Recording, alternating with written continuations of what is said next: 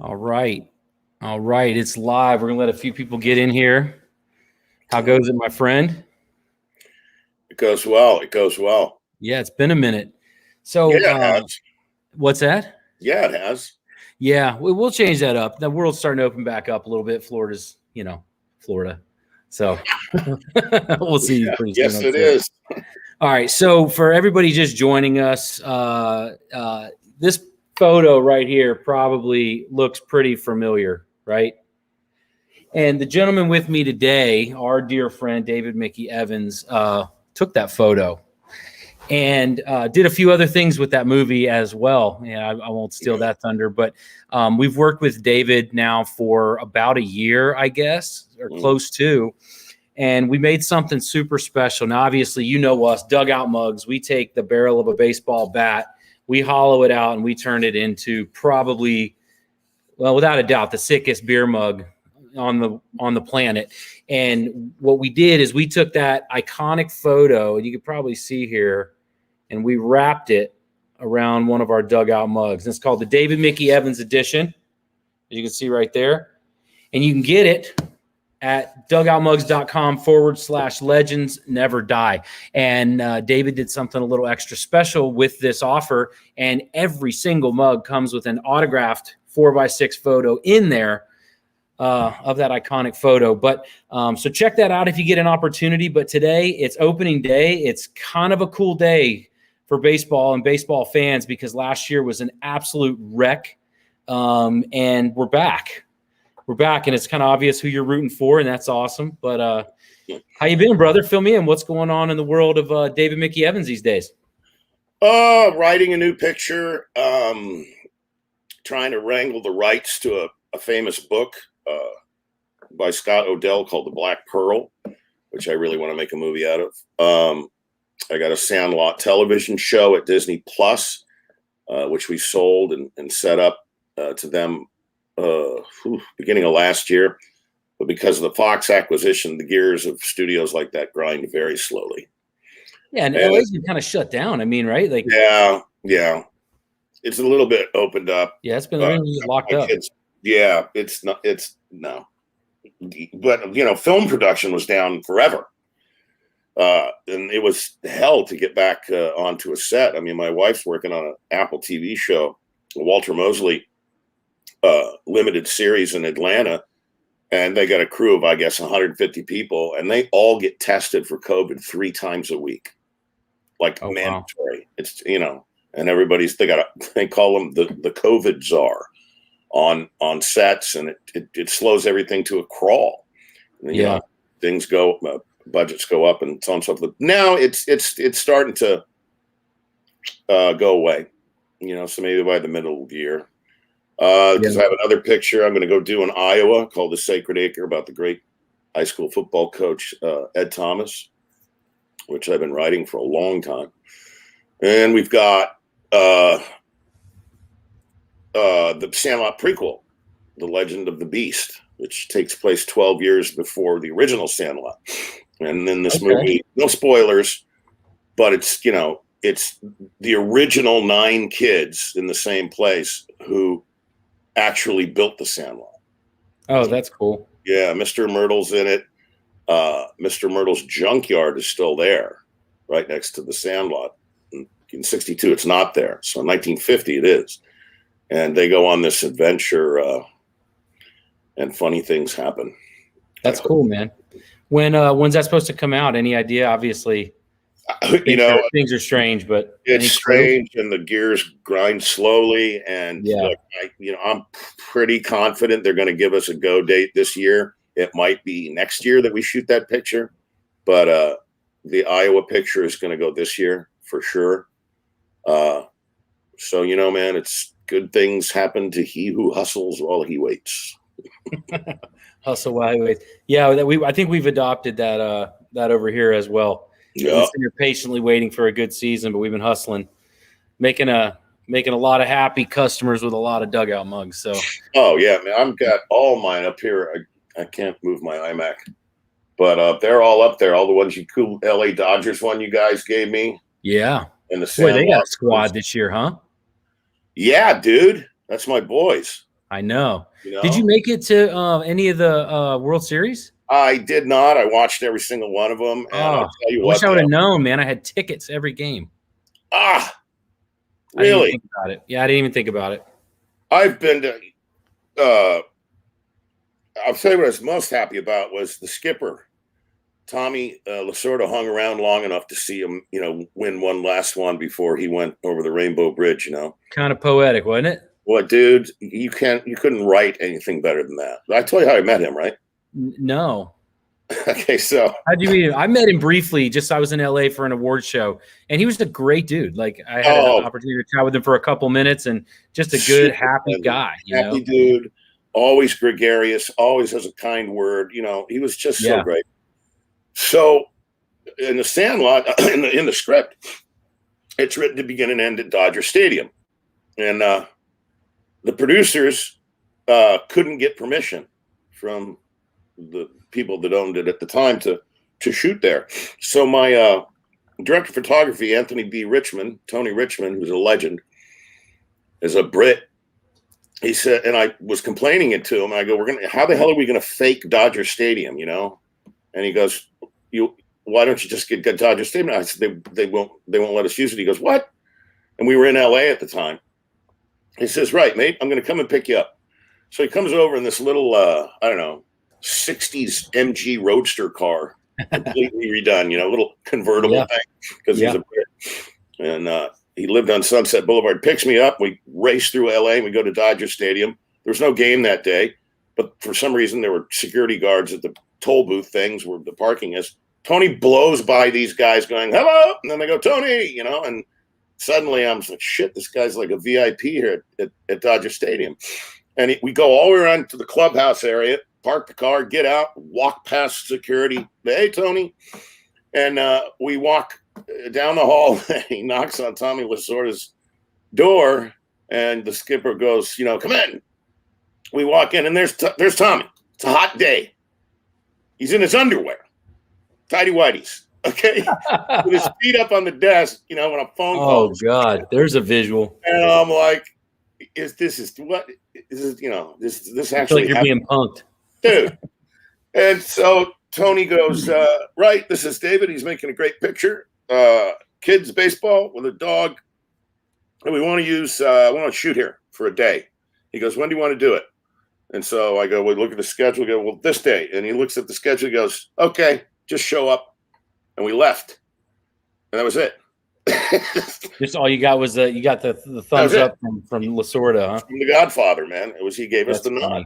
Yeah. Bro, you can't unsee that walking in on that man and his little never gonna forget it. feet on the desk. No. He could coach a damn team, though. Yeah, he could.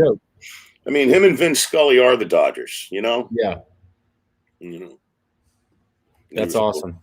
Well, we have Nate in the background. Nate, if you want, man, you can start throwing questions up. Obviously, we work with David all the time, and we thought this was a fun way to kick off opening day and talk. And obviously, the Sandlot mug is just amazing. But let's see. Can you see those on your side? I can. Yeah. I'm looking from the top here. Todd Grassley says DME is a legend. That's because Todd Grassley has very good taste. Look at the on the screen. Can you see the one Kevin Jordan when you guys shot Sandlot? See on the screen? Yeah. Check those out. Let's throw some questions up. When you guys shot the Sandlot, Chauncey got hit by a van. How many people know that story? Kevin, I'm going to tell you honestly, I don't know that story. I didn't know he got hit by a van. Maybe he did. If he did, maybe he didn't tell me, or something like that.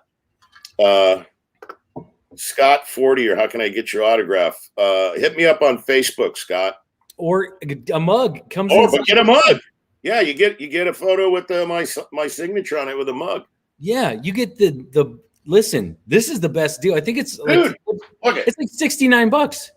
You get the mug with the photo on it and a signed thing in it. Like this. Yes, is one of the several mugs that I have. I love it. And this is an actual piece of the treehouse tree that I picked up and saved all those years ago. And all these leaves are fake. but it's the real oak tree thing. So that's up. Dude, I actually thought you were using our Dugout mug as a planter, and I was about to wrap up this interview. Yeah. No, are you kidding me? No, I'm busting. No, dude. No, it's all good. The coolest things I have, my Dugout mug. Are you kidding me? Yeah. So anyway, the best way to get an autograph, get one of the mugs. Dugoutmugs.com/legends never die. It comes on the photo, and you get the mug with the photo. So by far, that's the best way to do that. There's no question. Nate Lagos. What was the hardest thing about writing a prequel to the Sandlot?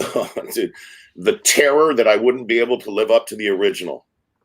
And dude, it's a cult classic. I mean, great movie. Yeah. It's, I'm really, really satisfied that it'll do justice. And I had to get over the fact or the idea that I was, fighting against myself or trying to measure up and just let, that story tell itself the way it needed and wanted to be told. Mm-hmm.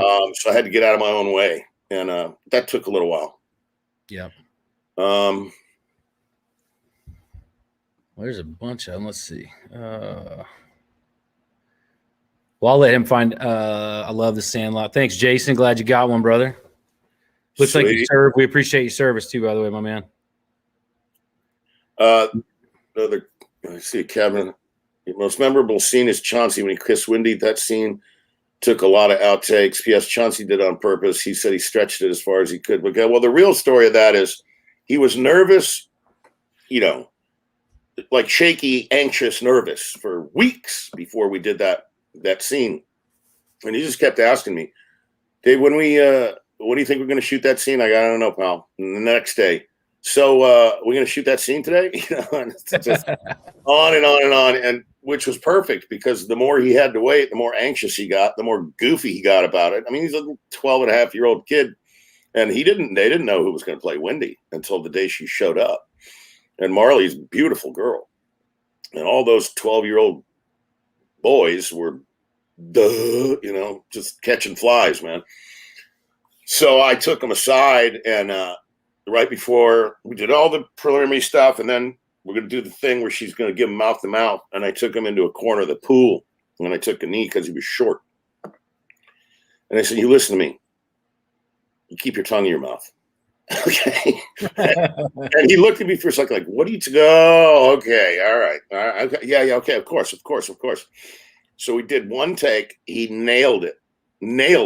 So we checked the gate to make sure the film's fine and all that. And we were going to go. And Chauncey takes me aside and goes, I don't know, man. I think I can do better. Can we do that again? So I asked Marley, I says, are you cool with that? And she said, yeah, one more time. So that was. You got to have a backup just in case. Yeah, Well, you told me, what's funny is you told me that it was freezing that day, right? Yeah. And the water was freezing. And when I went back and the next time I saw the movie, it was funny. You could see everybody's mouth was like shivering and stuff. I was like, dude, that's so crazy. Because we sat there. I don't remember the name of the bar. You know, it's up there by you. We sat there. What was it? JB's?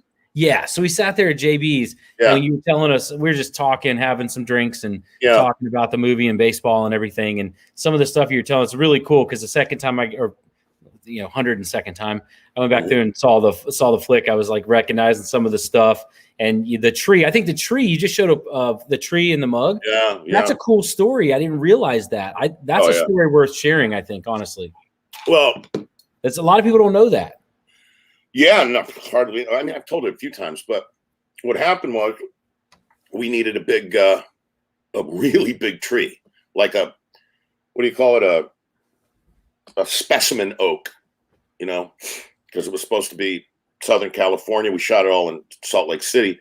There's a lot of oak trees in Salt Lake too, but there's tons of oak trees in Southern California. So an oak tree made sense. But you're talking to get a specimen like that, $200,000.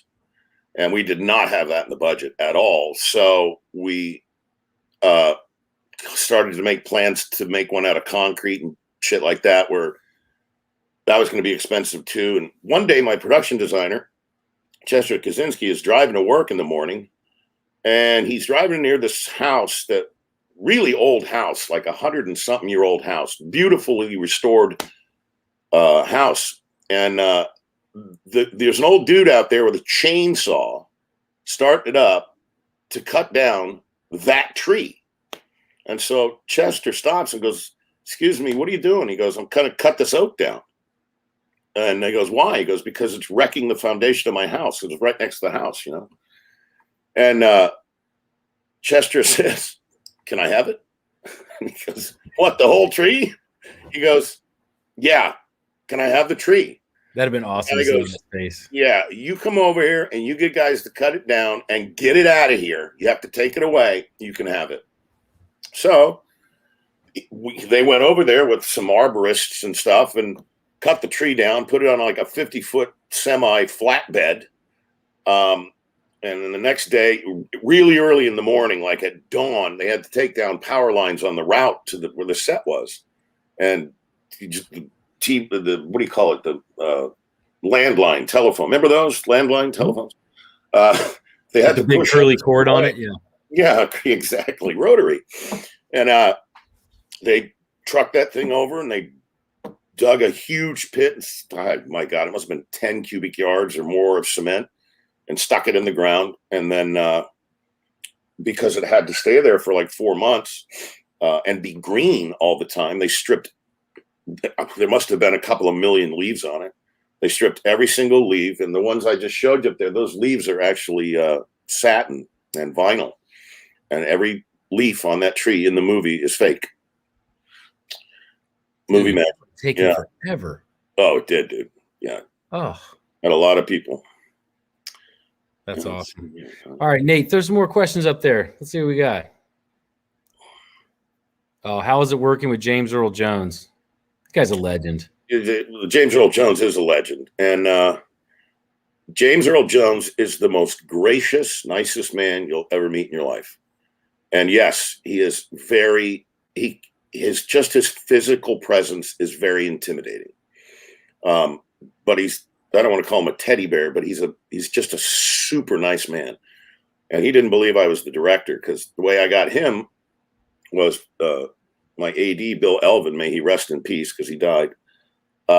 We didn't have a Mr. Myrtle, and Mr. Myrtle in the script wasn't written, as a white man, a black man, brown, yellow. There was no ethnicity. And everybody was spitballing about who could we get to play Mr. Myrtle. And Bill says, "Well, why don't you get James Earl Jones?" And I said, "Yeah, like I don't have that kind of money, this low budget, man." And he says, "No, I know him." And because Bill was the AD on Field of Dreams, so he got to know him really well.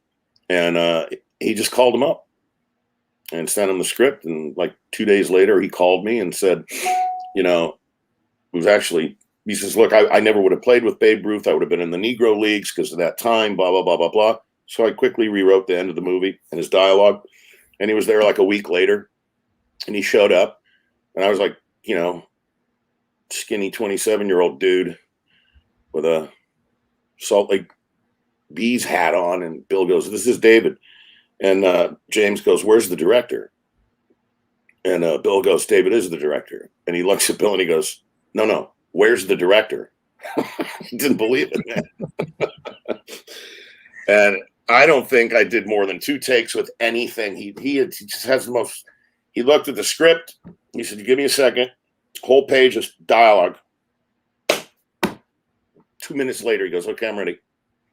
Boom. I don't know if he has a photographic memory, but what a pro, man. He's awesome. Professionals, man. They got it. They make your life easy.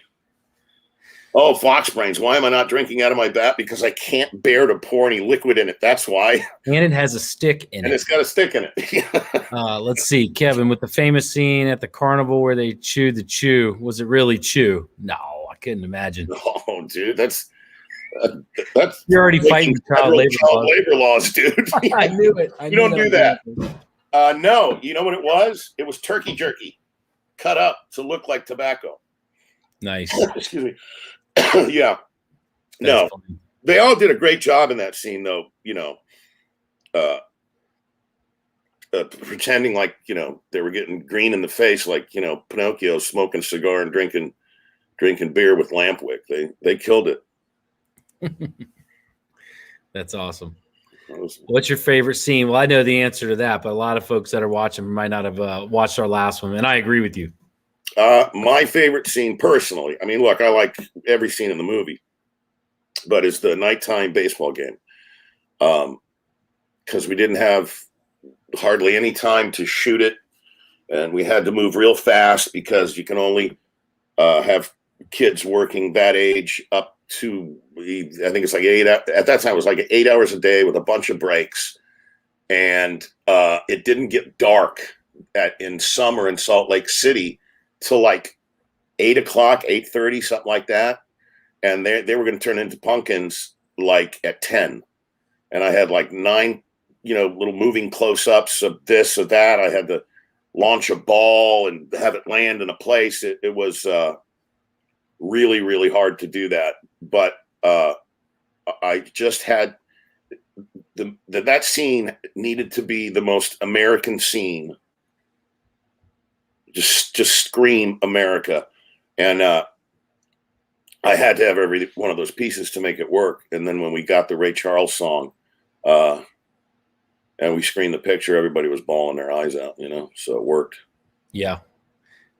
That was a great scene, man. And I remember you're telling me you're having like the flash bulbs to change the colors on the kids' face, the fireworks. So again, when I got a chance to go back and watch it, I could tell like all that stuff we were rapping about. That's all really old school. It is, but it works. It works so well. It works great. Simple is always better, man. Yeah. Always. Yeah. Yeah. All the CGI stuff. You got all the fireworks shot that you see in the sky. There were no fireworks in the sky when we shot that.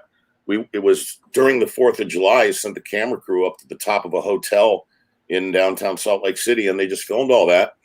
And then the post-production process, it's just a simple mat, It's 2 pieces of film running at the same time, being printed onto another piece. Just simple, old school stuff.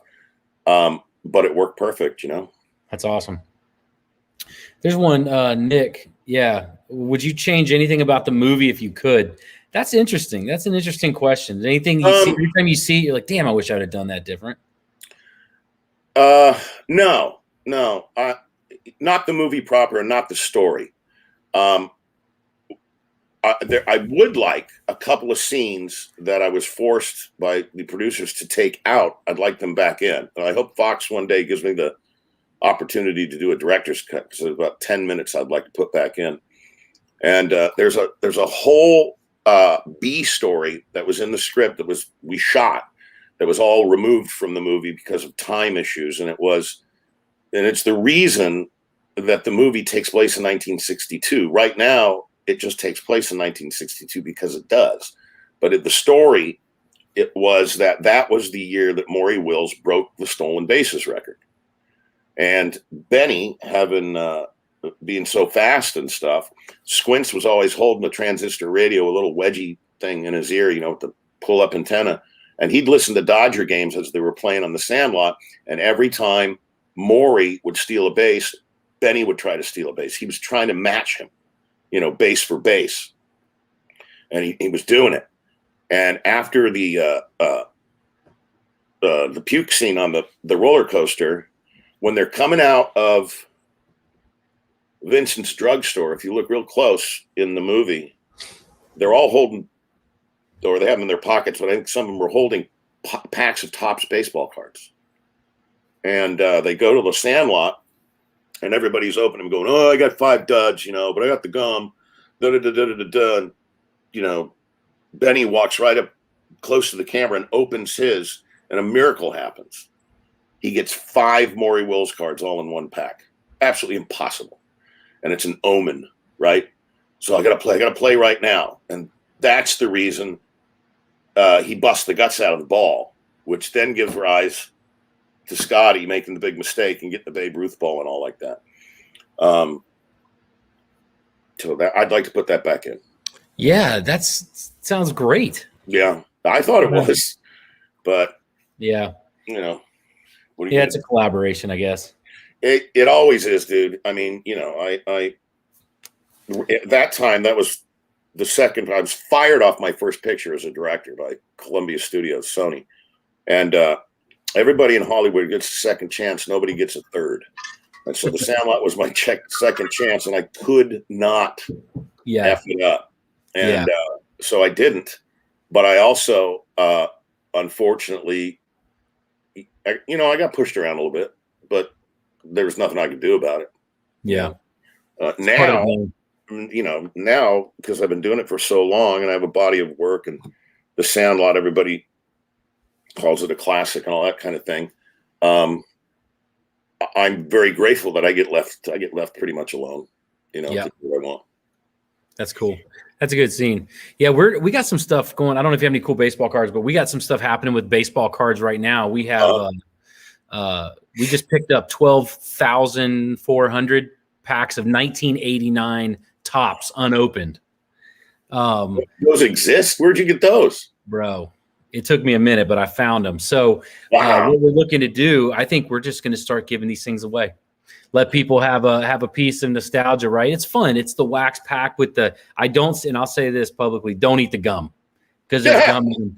I would not suggest it. No, I think that stuff lasts for about 5,000 years, bro. I don't know. If it does, you still shouldn't put it in your mouth. If that's no.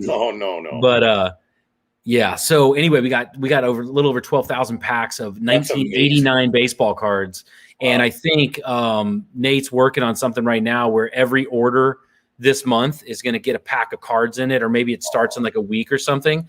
But we're going to announce it, and we're just going to start giving out. Like, people want to make really cool packs for Father's Day, and get Dad a Dugout mug. Get him a Sandlot mug. These things are amazing, and they come with an autographed photo in it. You get a few packs of cards with it, and make like an incredible Father's Day. Imagine Dad sitting down, drinking out of a bat, watching a game, and opening up and finding like Randy Johnson's rookie card. Can you imagine? Yeah, right. So I think we do a good job with what we make over here, and from a quality standpoint. And are you kidding me? Yeah, it's astoundingly good. Come on. I mean, listen, we try real hard, and we have a lot of customers leave a lot of good feedback. And one of my passion projects is trying to create an even more fun and exciting customer experience. So we got some fun stuff coming down the pipe with. Actually, I'm not going to ruin the surprise for the next one, but we got 12,000 packs of Topps. We got some Dugout Mugs cards coming out, which is super cool. There's going to be some redemption cards where people can find our stuff in packs of cards and redeem Dugout Mugs. So you had any fun baseball card stories, like back when you were a kid? Did you save anything from when you were a kid? My brother has most of them. We collected them together along with football cards. And he's got a couple of shoe boxes full of them.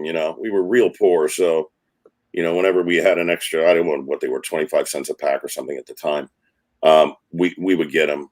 But he's still got all those. That's awesome. They're not 25 cents a pack now. Have you seen that market take off? Oh, yeah. No. Yeah. My Twitter feed gets blown up with that stuff. A couple of people I follow on there. Yeah, it's unbelievable. Big collectors. And it's what was it? The Mickey Mantle card? It was 6 million or something. I don't know. Unbelievable. Well, even now, I had to do some due diligence when we're trying to come up with this fun project with the baseball cards. And so I bought 10, 15 boxes of cards and just to kind of see what's going on. Man, those things are super costly. And that was the other part of it, is I don't even think our people will really be interested in the 2021. Right? They want the 1989, the 1985, the 1992, Ken Griffey Jr.'s and Cal Ripken's and Dave Winfield's and Dave Justice. I think that's who a large majority of our audience, I should say, that's who they kind of watch growing up. So that's kind of what I was shooting for with this project. And I think we did it. So we're going to find out. We're going to start giving these out, and hopefully we'll send you a couple packs. I was going to say, can a buddy get a couple packs, man? Yeah, I got you. I know a guy. I know where we can find 12,000 of them. I got a great space for him right over here with all my baseballs and my Sandlot bobbleheads, and all kinds of cool crap. Well, we should do a cool, fun collab and do the photo. This photo right here, for everybody that is maybe just joining us. This photo obviously is pretty iconic. And I can't say equally as iconic, but close, is the Dugout mug that we made, and we wrapped the photo of the Sandlot around it. And David has been gracious enough. He signed a photo, the same photo inside every mug. It's a 4x6. There it is. Look at that. This is the plaque. That's the one in the movie. Heck yeah, man. Yeah. I love it. So, all there. So David took a photo and autographed it and put it in every single mug. You go to dugoutmugs.com/legends never die. You get this mug and autographed photo inside of it as just a free gift. I think they're $69. Very reasonable, very cool. Good for Mother's Day, Father's Day, stuff like that. So definitely go check one of those out. Nate, if you want to throw a few more questions up there, we're coming up on a half hour. So cognizant of David's time, we'll wrap this up here shortly. While he's finding those, what do you got going on? You watching the Dodgers later? I am, sir. That is my team, as you can tell. I Dodger Blue, always have. I've met many of my boyhood heroes. Steve Garvey. I got to work with him once, and that's cool. Coolest dude with the biggest forearms you ever saw. It was true. I've met all the current Dodgers. Gave Clayton a little shit, and then he went out and won this World Series. So I like to think I had something to do with that. Yeah, I take credit where it's due. Of course. Met the skipper, Tommy Lasorda, God rest his soul, many, many times. So yeah, man, I've got a couple. What about some of the new guys? Bellinger. Bellinger's awesome. He seems like a nice guy. I've not had a chance to work with him yet. We work with a lot of players, but I've not had an opportunity to really do anything with him yet. The dude with the red beard, his name is escaping me. Justin Turner, totally cool dude. He's a cool guy, and we recently got them some mugs. And they did some posting online, but they have a really cool charity. If anybody's out there and likes philanthropic efforts, the Turner's got some cool stuff going on. We raised a bunch of money for that. It's the Justin Turner Foundation, I think is what it's called. Yep. And he and his wife do it. And because me and Pat Rennan, everybody except Mike, did a Zoom reunion. I saw that. Yeah. And Justin and his wife were on there. Very, very nice guy. I met them the same time I met Tommy. So the Pro Baseball Scouts Foundation's in LA. It's at the Beverly Hilton. Yeah. And I was out there. We had the mugs for all, like Ken Griffey Jr. and Dave Winfield, and all of them got a Lifetime Achievement Award. I think I got the photo over there somewhere. Anyway, and I was backstage, and I was standing next to Justin. I mean, he's not very big. He's not a very big guy at all. And I'm 6 foot, and, high 200s. Like, I'm a big guy, and I'm standing next to him. And I was like, oh, damn. Hey, man, what's going on? Shook his hand. Super nice. Yeah. We talked about the foundation a little bit. I doubt very seriously he would remember at all. But I think he was receiving an award for somebody who couldn't be there or something. But really nice guy. And then I've been able to kind of watch from a distance what they're doing, he and his wife. So, yeah, it's awesome. Good stuff. Yeah, the guy is solid muscle. You shake his swing hand, too, and it's just he crushes. That's the thing people don't understand about professional baseball players. Those guys have hands like iron. It's bats, gloves, throwing all those years and stuff. It's who I was just talking about, because we took our team out the last spring training game, because we're in Lakeland, Florida, where the Tigers train, and the Rays were in town. Those are our boys, right? So we were there watching them. There's a player that has probably the craziest grip. Joey Wendell for the Rays, little guy, doesn't wear batting gloves, just like straight raw dogs the bat. I swear, like I would hate to shake his hand. Yeah. I couldn't imagine hitting with a wooden bat, no gloves. Like, that's got to, again, you're talking about grip. Just the way, watch Joe, you'll see him now. Watch the Rays. You'll see 100-mile-an-hour fastballs, man. That'll break your forearms. You can just tell. Your guy's got a grip on that bat. Dude, break your hand shaking it. Oh, I met him at Angel Stadium once. Who was it? Rod Carew. Oh, the great, one of the greatest hitters of all time. And that dude's hands was like both of my hands together, and just like a vice grip. It's just, I don't know why I'm so shocked by that, but it's amazing. Speaking of some of the best hitters ever, did you see the thing we did with Pete Rose? I did not see that. What? No. I Oh, I gotta swear send to it to God, you. I didn't see it. When was this? Well, Pete and I commentated Game 3 of the World Series together not too long ago. Is it on your site or whatever? Yeah. Well, I'll email you. I'll send it to you. But we came I gotta up watch with that. yeah, it's great. We chatted for a couple of hours. Wow. Just me and Pete and I think Randall was on there too. But yeah, so we made the Hit King collection. And we have 5 different mugs that are all Pete Rose with signatures and the slides and the head first slide. Matter of fact, this one right here. Let me show you. This is one of them right here. Oh, dude, that's the giant bronze statue in Cincinnati, man. Yeah, that's right. Great.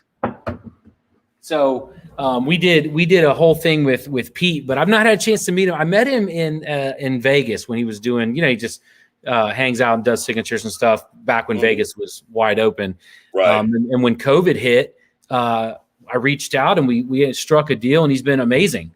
And he's super intelligent when it comes to baseball. So I'll send you the link. If you're just killing time, watch it. It's a really great interview. I think we chatted for an hour, and then he came back on and we commentated one of the World Series games for the first 6 or 7 innings. Oh man, that's so cool. It was neat. It was a lot of fun. That's a memory right there, buddy. Yeah, it is. It's fun. I get to do beer and baseball and business every day with Randall, and I mean it's What do you want to be when you grow up? Yeah. I want to be me when I grow up. It feels like that some days, and that's awesome. We think, honestly, and I mean, we tell people all the time, but it really comes down to our tribe. There's an amazing group of people that follow Dugout Mugs, that own Dugout Mugs. And I think we try to, be as transparent as we can and authentic as we can. And we recently really dialed in who we are as a company, and we celebrate and serve the heroes of the baseball community by creating uniquely fun gifts that bring people closer to the game they love. And whether it's Sandlot or Pete or just the MLB logo stuff or the Hall of Fame, we got an amazing Hall of Fame collection too. Again, that's what we do. And another thing you probably haven't seen is have you seen our Cheers to Charity initiative? Nope. So every month now we select a Cheers to Charity recipient, somebody in the baseball community, and we donate money to their charity. And then we do a limited edition mug, and half the proceeds of all those sales go back to that charity as well. Oh, so January, we did the David Ortiz Children's Fund because I was one of the partners in the Super Bowl party this year. So it was with David. So we did that. February, we did the Negro League Baseball Museum. We donated some money to the Negro League Museum. This past month was really cool. There's a guy in Houston that founded a baseball and sports league for children with mental disabilities, autism and Down syndrome and things like that. They're not allowed to play with the others. So we ended up doing a big thing with them. We got them new jerseys and all this kind of stuff. So it's been a lot of fun doing what we do every day. And now we're finally to a level where we can give back on a regular basis. And again, celebrate and serve the baseball community. That's what we do, man. Well, that's why we're here. Yeah. Got to give back, man. Yeah. We had during the 20th to 25th anniversary tour in 2018. I'm pretty sure it was St. Louis. Fox and myself donated all the money to build a disabled friendly little league diamond. That's cool. And little athletic center and stuff for kids, that have to use walkers or crutches or whatever the issue is. And it's super safe, so nobody's going to get hurt and all like that. But they get to play, just like any other kid. And sports are important, man. Of course, absolutely. They're so important to development, I think. There's no question. Yeah. All right, brother. Well, listen, thanks for blowing some time with us. I'm gonna go man, baseball. Always a pleasure, Chris. Don't never hesitate to ask. I won't. And I know you want this. I do. I know. You have it. Yeah, but you can't have it. So, no, you can't. You can borrow it. Okay. I can borrow it. I Yeah. can take selfies with it. That'd be fantastic. Sure, that's great. Awesome. All right. George, I see what you just said. Email Nate about that. We're always taking suggestions about our Cheers to Charity initiative. Okay. That's what we're here. That's what we're here for. We sell a lot of mugs. We have a lot of fun. Hopefully we bring up a lot of good content to you all. So thank you for being a part of it. Thanks for being a part of the Dugout, and go get this mug. This mug is amazing. Father's Day is coming up. We do not have unlimited amounts of these, by the way. But it is the Sandlot photo wrapped around a Dugout mug. Inside comes a 4x6 version of this photo, autographed by my guy here, David Mickey Evans. So, my friend, I'm going to let you rock and roll. Go watch the game. Enjoy yourself. Stay in touch, and we'll talk to you soon. Okay, brother? All right. Thank you very much, man. I appreciate it. Always, man. See ya. All right.